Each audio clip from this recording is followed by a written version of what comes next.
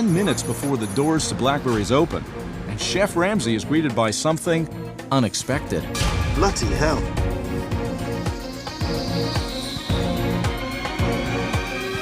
That? Have you got a bin? Yes, Chef. The mouse. Just by the front door. Huh? It's by the door. No. We just had the exterminator. You paid for the exterminator? Sure. Get your money back. Unfortunately, this won't be the only disgusting thing we encounter during this episode, so buckle up. A couple of weeks ago, I had a poll asking my subscribers if we should judge some food or if we should judge some hotels because I really wanted to talk about a Gordon Ramsay show. Most of y'all said you wanted to judge some food, and my God, do we have a lot to judge today. In this episode of Kitchen Nightmares, Gordon Ramsay finds himself at a failing restaurant in New Jersey with owner Shelly, who believes she's running this place so well. So well, but the customers ain't coming through. So what could be the issue here? I am so happy with the way the restaurant turned out. The decor is phenomenal. I'm not sure if I understand the records. And Blackberry's has the best soul food in town. The macaroni actually quite fun.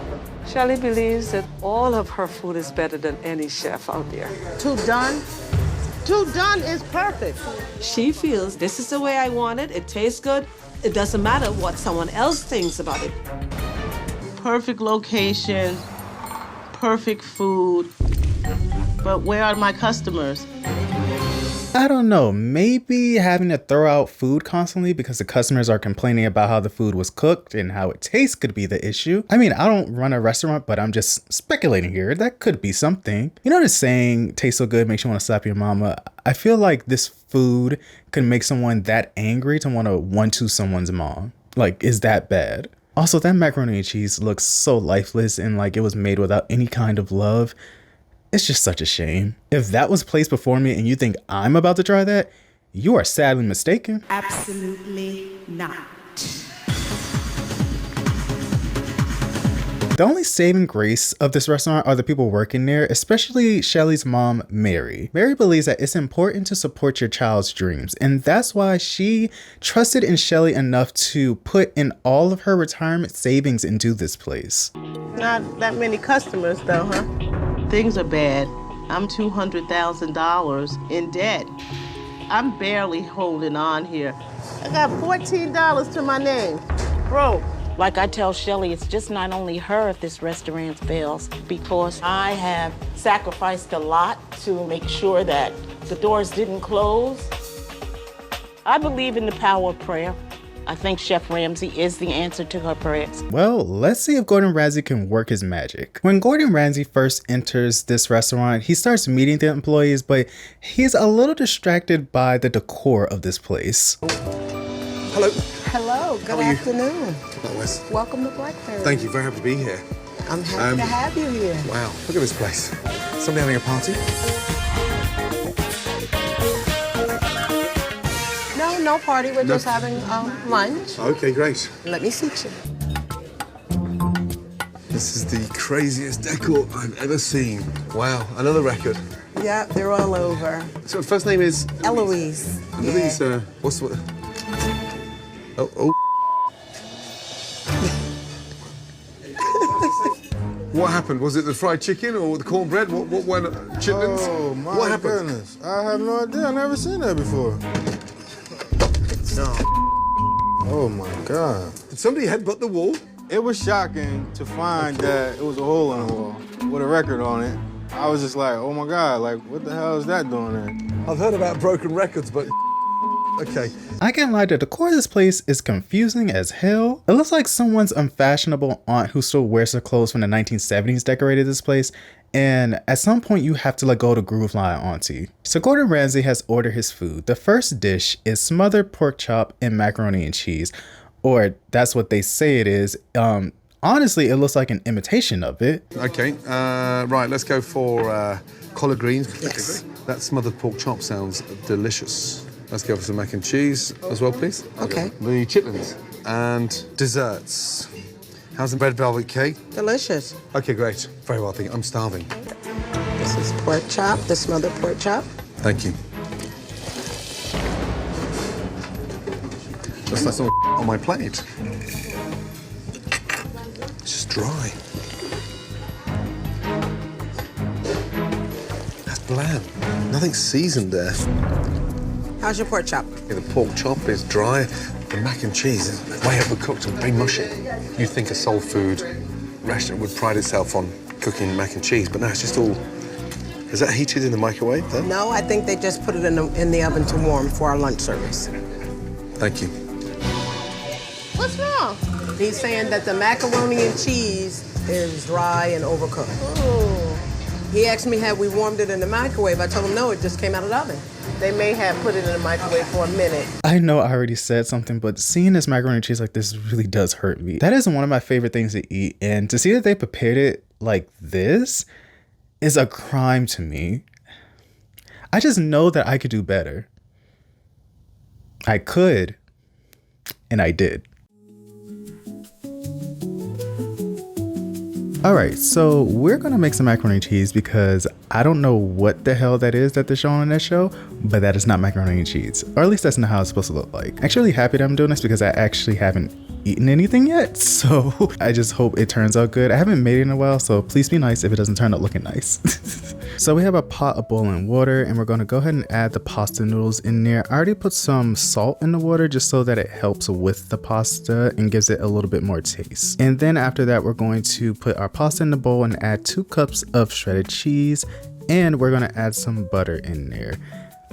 And after adding the butter, we're going to mix all of that together and get the butter and the noodles and the cheese to kind of just go ahead and meld together.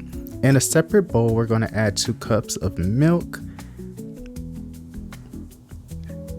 After that, we're going to add some sour cream. After adding our sour cream, we're going to add in 3 eggs. And then we're going to add our seasonings: salt, pepper, garlic powder, and something I've never done before, I actually added Cajun seasoning.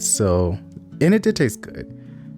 And after that, we're gonna mix it all together. I know it looks pretty weird, but trust in the process, it will all taste great in the end. Then we go ahead and mix our things together. So we're gonna go ahead and take the wet mixture and put it with the pasta and the cheese. And we're gonna go ahead and mix it all together. I know, still looking rough, but it is going to taste great in the end. I had a pan that had some butter on it, and then we put in the mixture, get all of that in that pan, make sure it's sitting in there well, and then after that, we're gonna add a little bit more cheese. It's macaroni and cheese. You're supposed to have as much cheese as you want to. I feel like this is the only dish where you can add a lot of cheese and no one will judge you. And now we wait. A few moments later. And look how amazing that looks. It looks so delicious. I really can't wait to try this. I wish I could share it with you guys. It just looks so good. All right, it is done. It's still hot, but I'm gonna go ahead and eat because, like I said, I've not eaten anything all day.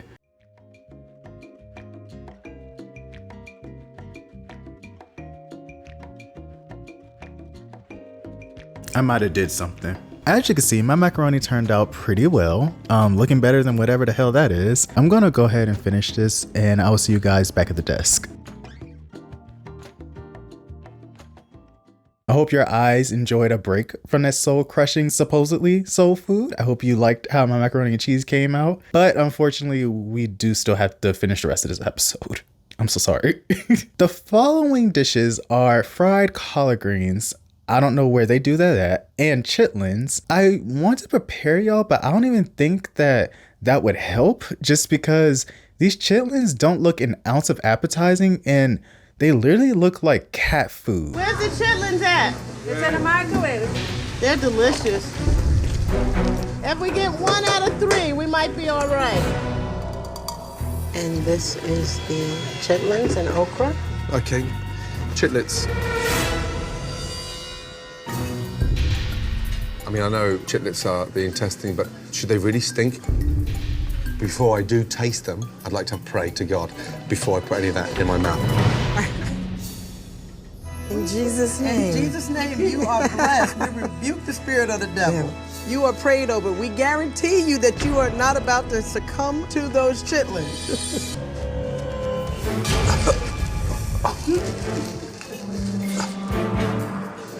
Whoa. Chitlets. I need the toilet, excuse me. I knew they'd come out quicker than they went in. Chef Ramsay is a mess. She needs to go to jail. She needs to go to jail for that. That's a crime. You're going to jail. That way. If you cannot tell, I am from the South. Been here my whole life. But I've never had chitlins, never felt the need to do it. But I am pretty sure that you are supposed to clean out the chitlins and then you're supposed to throw away the excrement, not put it on top as like a garnish. They said it's supposed to be okra, but that looks like they snuck into someone's grave, snapped off their fingers, and then added to this mess of a dish. A quick little story. I've been told that my great-grandfather ate almost anything. He would eat deer, squirrel, possum, damn near ate all of Bambi's friends. And I am sure if someone had placed that plate in front of that man, he would want to fight and then kill the chef. And I wouldn't blame you, Granddad. Honestly. While watching this, I was so confused why the employees here kept cooking the food this way. If that makes any sense. It'd be one thing if Shelly were like physically making all this food by herself, because, you know, when you're doing things by yourself, things can end up a little overcooked, undercooked, not seasoned, too much seasoned. And I could get that, but like, this is a team with people with different skill sets. So I don't understand why they're like forcing themselves to make the food like that. And once again, Miss Mary is a saving grace of this place because her food is the only thing that Gordon Ramsay doesn't immediately regurgitate. I want to see what's going on. So we've got the red velvet. Mom Mary makes all of our desserts. Mum Mary. Yes. Wow. Thank you, then. You're welcome. Wow, that is delicious. Finally, some good food. Wow. How do you like this? Yeah, it's delicious. Well done. Wow. I had to wait to the end.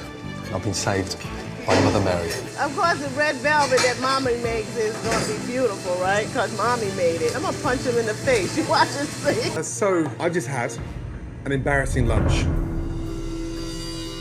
Let's start from the top. Pork chop, dry, bland, no seasoning, and the macaroni and cheese was an embarrassment. The fried collard greens, there's no seasoning, everything's just fried, so it just tasted of oil and horrible. The chitlins, but the smell of them almost made me want to gag. I absolutely do not believe that there's that much wrong with my food. Who is the head chef here? I am. Show me tonight. Okay. Why you think you are the head chef. All right. Returning to the clip at the beginning of this episode, when Gordon Ramsay returns to the restaurant for the dinner service, as he's walking in, he finds a dead mouse right by the door and he brings it up to the owner's attention, but she plays it off like it's not that serious. And not only that, the general manager of this place then accuses Gordon Ramsay and a production team of placing the mouse there. Can you take that, no? As a general manager, do something with it? The mouse. The mouse? It was in the entrance as I walked in, on the left-hand side. Mouse? A mouse? We always have the exterminator once a month for prevention. Are you serious? No. A mouse? Come on. At the front door, not even in the kitchen.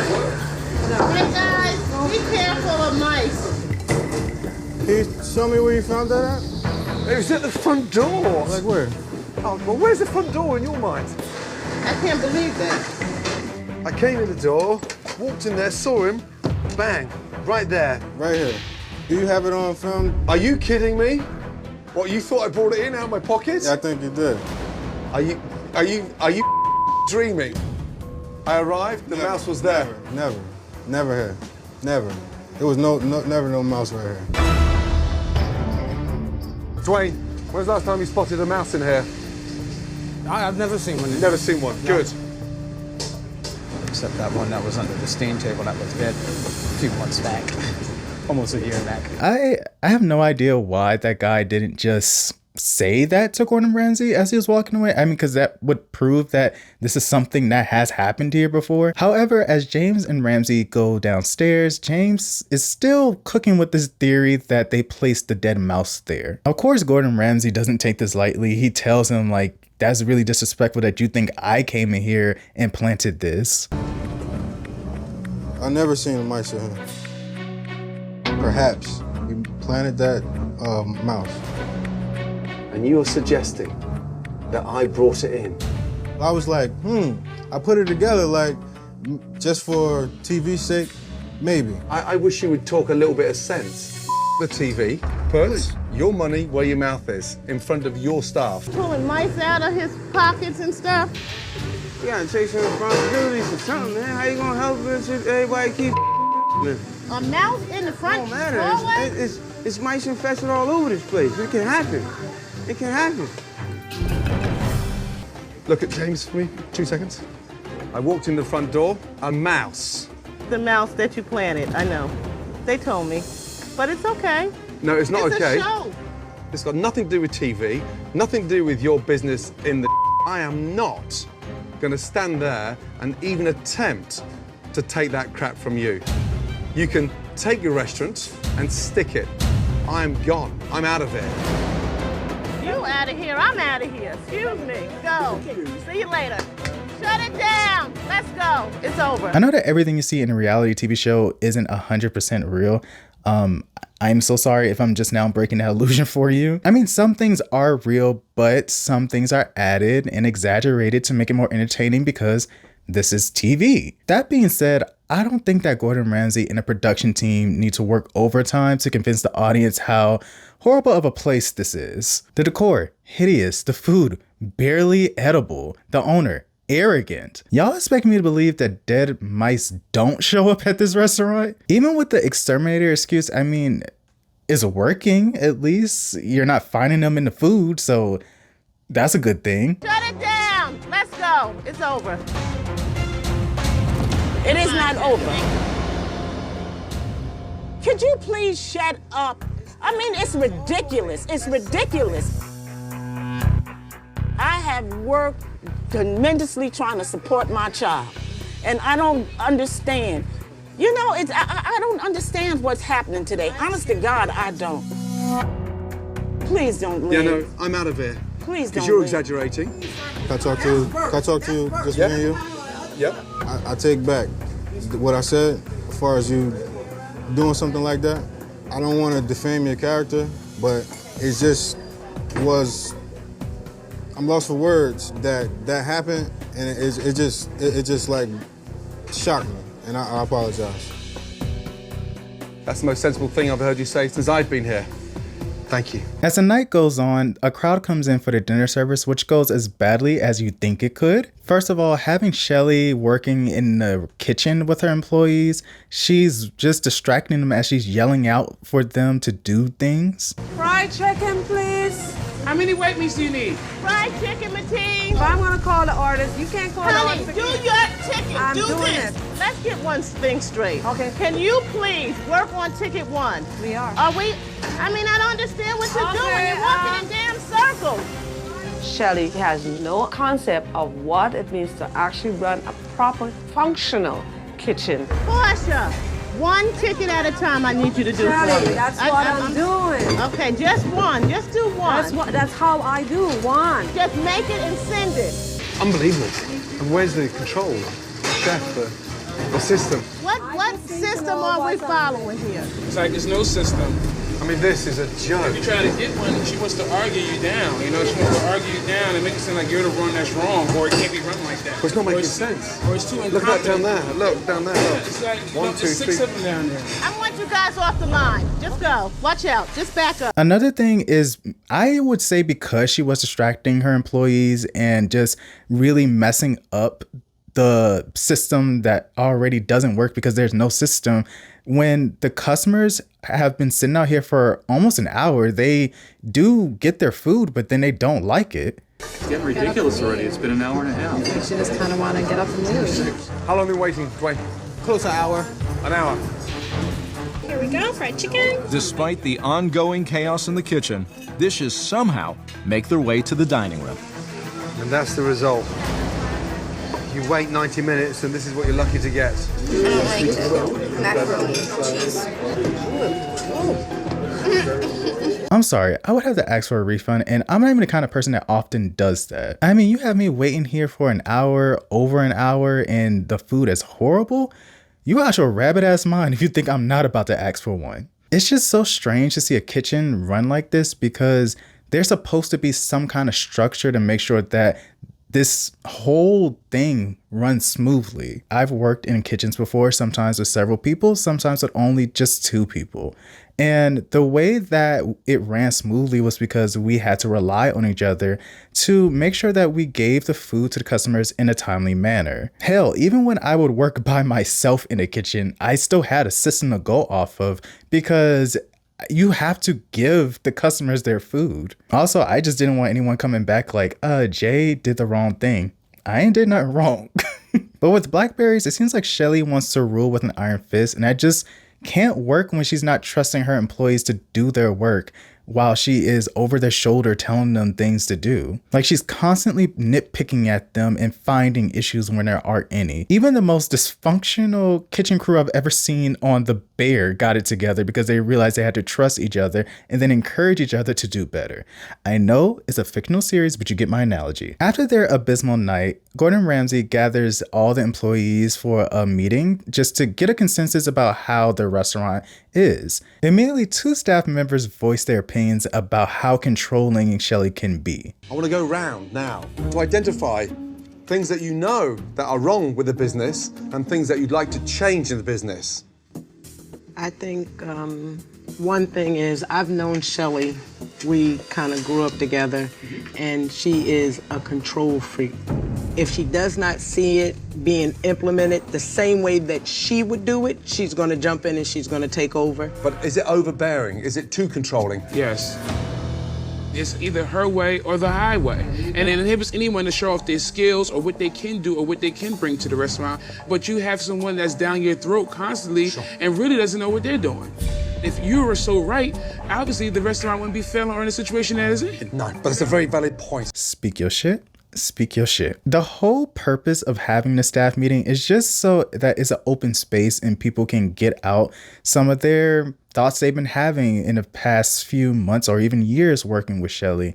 But things turn sour when Shelly decides to get up in one of her employees' face about something he said. Shelly needs to learn how to delegate responsibility. She can't be hands-on all the time. It creates a problem. Oh my God. Shelly, in all honesty, you take somebody out of what they're supposed to be doing and make them do something else. And that's one thing you gotta realize, and that happens more often than not. I think that you talk too much and you know too much. This is the attitude. That's what makes this so rough. Dwayne, be at quiet. One time or another, Dwayne, everybody has been pushed off their position. Excuse me. Dwayne, calm down. I wasn't upset. Dwayne, I tried to tell you something. I'm asking you to calm down. I'm not upset. I want you to leave. Good night. I don't have Thank a problem you so with much that. for your service. Because the honesty hurts. The truth hurts. We're gonna fix that. We're gonna fix that. We're gonna fix that. Dwayne, Like you said, tell me to go, I go. Dwayne, just bear with me for 2 minutes. Sit down, please. Okay? My Big deep breath. goodness. What is wrong with you? I made one comment. I really cannot work with someone like that. It's a shame that they even have to work with someone who is that combative to simple criticism. Also, don't jump unless you want to get jumped. Like, you don't do that to people because you might find the right one and they might forget they're at work and do something. Also, I forgot to add this little tidbit. So this guy right here, the one with the beard, James, he's actually Shelly's fiance. And since he's so good at theorizing things and coming up with some conspiracies, I have a little conspiracy of my own.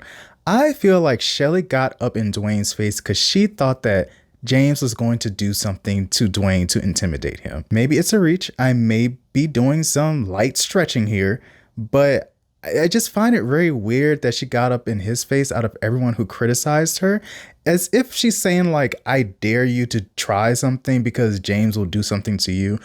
I don't know. I just find the whole thing so disrespectful and just not becoming of someone who's supposed to be a manager. Like, we're all adults here, and if you can't speak to me like an adult and you decide to get up in my face and show aggression when I haven't shown any aggression, that would be my last time working for you that day. The only person's criticism that she isn't that combative with is her mom's, and I feel like that is the most important voice in this restaurant because her mom literally put all of her retirement savings into this place. Yeah. Shelly have to learn how to listen.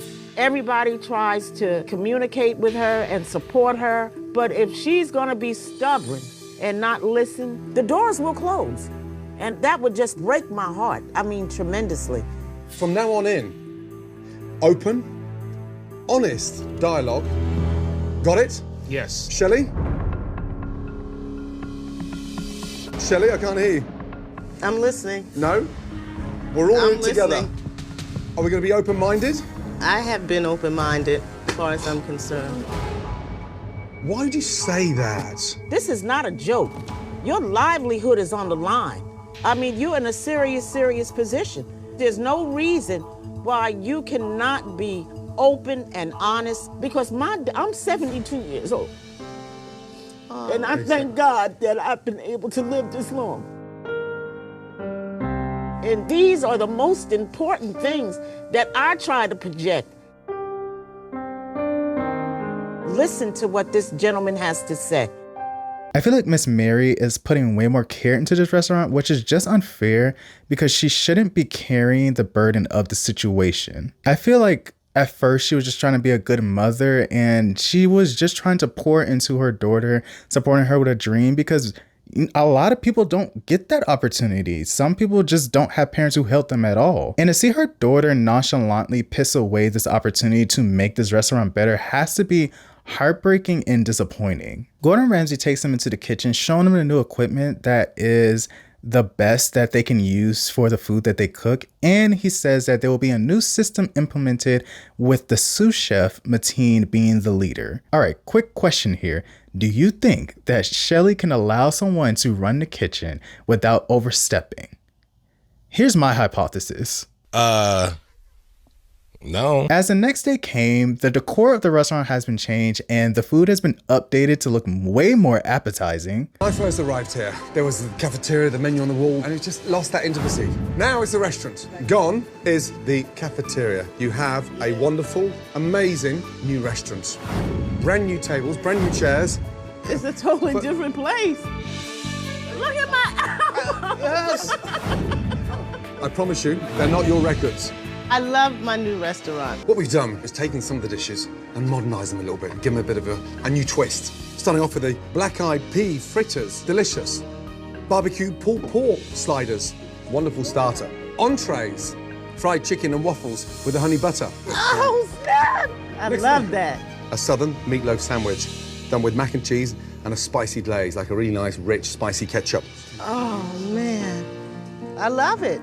I love it. I can't lie, those black-eyed pea fritters don't look bad. I would take a little nibble. I would try it. I mean, if everybody else was. I'm adventurous. So with this new food and having customers coming for the dinner service, they start ordering it. And when the customers receive the food, they are loving it. Oh, thank you. Let's go. With Chef Ramsay's new system in place and the team working together, Shelly, 6 minutes on my oxtails. Echo on the oxtail. Thank you. dinner service is off to a smooth start. Okay, here we go. We're rocking. And out in the dining room, Fried green tomatoes. Those are excellent. the customers are thrilled with what they are receiving. So it seems like everything is going great, but that doesn't last long when Shelly completely forgets the system that has been set up for them and just ignores everyone in the kitchen. I need an oxtail shorty. Okay. Hey, Dad, you okay? The restaurant is packed. Wait till you see it. You're not going to believe it. I need an oxtail and a shorty right now. I'm on the line a little bit tonight. Shelly, he was asking for stuff and you're just ignoring him. I'm coming. Okay. All right. Love you, Dad. You okay? Let's go, please. All right. Shelly being on the phone is totally disrespectful and a slap in the face to her kitchen team. What she's saying is, I don't give a damn. It's my world, and this is the way I'm going to do it. The rest of you, Who cares? Portia is right on the money because Shelly is incapable of just letting go and letting someone else take the lead for once. She even starts messing with the food and putting it in places where it shouldn't be. How long for my oxtail? What? Things were going really well at the beginning because they were being executed, but then I just don't think Shelly wanted to be there. I need an oxtail and a shorty first. What? She's not in control, and if she's not in control, she doesn't want to follow it. Shelly, Yes, Chef. it's like we've just switched off and forgotten. Why have we forgotten our systems? The most important thing about a system is keeping it, yes? Go back to your stations. I am the owner for this business, and I'm just not taking any from anyone. Hell no. What is this? Who put my corn in it? I did. It's dry. I don't want it to dry out, honey. Do that. Shelly, Yes, Shelly, sir. don't do that. You're going back again. I don't want it to dry out. Come here, look, come here. Look at me, I only asked you, don't do it. Martine, Yes. we're going back again. We're going back to our old ways. Don't touch what he's doing. Okay. You said it's dry. Was it dry, the corn? No, it wasn't dry. It wasn't dry. It wasn't even done yet. Thank you. I don't care what he said. Chef Ramsay's system works. It's this Shelly that doesn't want it to work. So when it's sitting on the side drying out, just leave it there. What are you talking about? I don't know. I don't want to hear it. No, sir. Shelly! I'm not talking back. Shelly, now you walk away. Bye. Goodbye.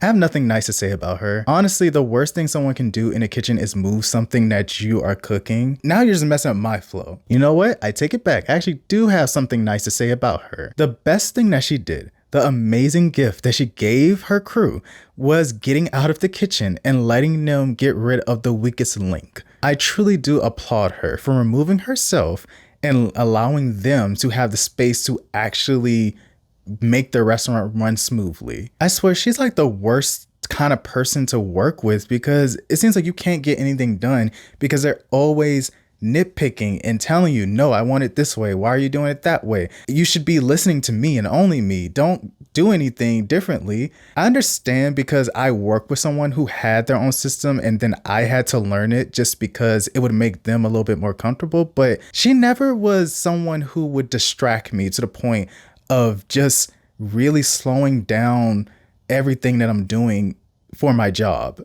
And Shelly is such a distraction when it comes to her employees. After their dinner service has finished, Gordon Ramsay gets everyone together again for another staff meeting, just so they can talk about how the night went. It seems like Shelly isn't done with her hissy fit because she remains in her office and refuses to come out.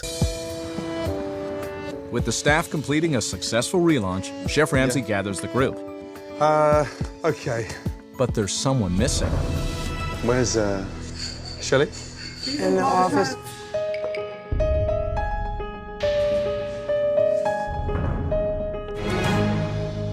Shelly, can I talk to you? Please? Shelly? Shelly, there's no point in making yourself look any more stupid. Shelly, just 2 seconds. Not gonna argue. You just can't close ears to someone that's come to help you. Please. I really don't have anything to say. You don't need to have anything to say. Just go outside. Out of respect for your staff. I love my staff. Well, then you want them to walk out on you and you have the restaurant? Go, man. I'll clean up tonight. Forget about cleaning up tonight. What about the rest of the days? Oh, dear. And I'm so ashamed of you that I don't know what to do. Shelly, we have worked our ass off. Can you please Well, get out of my face? if you are done, close the damn place down. Let's go, Tyrone. Unfortunately, this is really where the episode ends, but not before Shelly gives her one last f you to Gordon Ramsay. Can we have 30 seconds, please? I think this is my office. Are you asking me for 30 seconds at my office? Yes, I am. Absolutely not. Okay. That just sums it up. Yeah. That's the only thing I haven't changed. I really wanted a happy ending tonight. Why? Because this week I've met some amazing people. Mother Mary, what a sweetheart, and a phenomenal cook. Martine, that guy has a bright future, and he is packed with passion. But the fate and the future of Blackberry's rest in the hands of Shelly. And unfortunately, restaurants do not succeed when they're run by a dictator. I planted a mouse. Is she crazy? I mean, what really can you do with a person like that? it's really unfortunate that that's how her interaction with Gordon Ramsay ended, because he really did try to give this place a chance and she just literally squandered it. So this episode aired in 2011, but by 2013, Blackberry's had shut down. Thank God. It's said that Shelly had actually implemented the system that Gordon Ramsay introduced to the kitchen, and she did keep the food that he added to the menu. I'm unsure about how long that lasted and if they really did keep all that and not revert back to their old ways. And that could have had a hand in their downfall, or it could just be the fact that they were way too deep in debt to pull themselves out of. I mean, Shelly was in $200,000 worth of debt for this restaurant. That is a lot to try to make when, you know, you already have a bad reputation in the neighborhood. A lot of people are probably already turned off and just didn't find it reasonable to go to a place like that. According to Shelly's interview about the restaurant's closure, she says, "I want to say we just no longer saw room for growth. We were so stagnant, we were maintaining barely, but not able to generate the clientele we wanted. I think we gave it 10 good years. We had a wonderful time and are looking on to bigger and better things." In one article, I did see that Blackberry still does exist as a catering business. It just doesn't have a physical location. I did try going to the website to see if there was a menu or anything, but I received an error page and I can't really do much about that. If you're wondering if Shelly still works in the restaurant or food industry, she is. It's reported that she's a manager and has a lead position as she works for Aramark, which does like food for colleges and other businesses. I hate to say this after I just gave kind of like a somewhat positive update about where she's is in her life, but the way that she behaved in this episode, I don't think she needs to be a lead over any group of people, because that's just not how you lead people. Like, you have to be considerate about the people that you're working with. You are the boss and you may be a manager, you may be a lead, but those are still people that you work with. You're all working together as a team, and that's how you should behave as a team. Also, the sous chef Mateen found success after Blackberry's closed. His LinkedIn profile shows that he's been an executive chef since 2016 and he's worked in fine dining. I do want to add in that his information on his LinkedIn profile hasn't been updated in a while, so I'm unsure of how accurate that is, but if he is still in that profession, I want to say I'm happy that he was able to continue doing what he has a passion for. There's some information about the others who worked at Blackberry's, but I do hope that they were able to find jobs after his closing and live good lives, especially after surviving this nightmare of Blackberry's. Since the people have spoken, I will be doing a video about Hotel Hell, but until then, you can check out my old video I did on Hotel Hell covering the horrible owners who ran Juniper Hill. That one is just, it's crazy. That's all I can say. I will link that video on the screen and in the description, and I'll probably do it in a comment as well. I believe I've shared all my thoughts about this episode and would love to hear your thoughts in the comments below. Like the video if you enjoyed it, and become one of my amazing subscribers by clicking the subscribe button and turning on post notifications so you don't miss one of my uploads. I will see you all in the next one. Thanks for watching. Until then, take care of yourselves. Bye.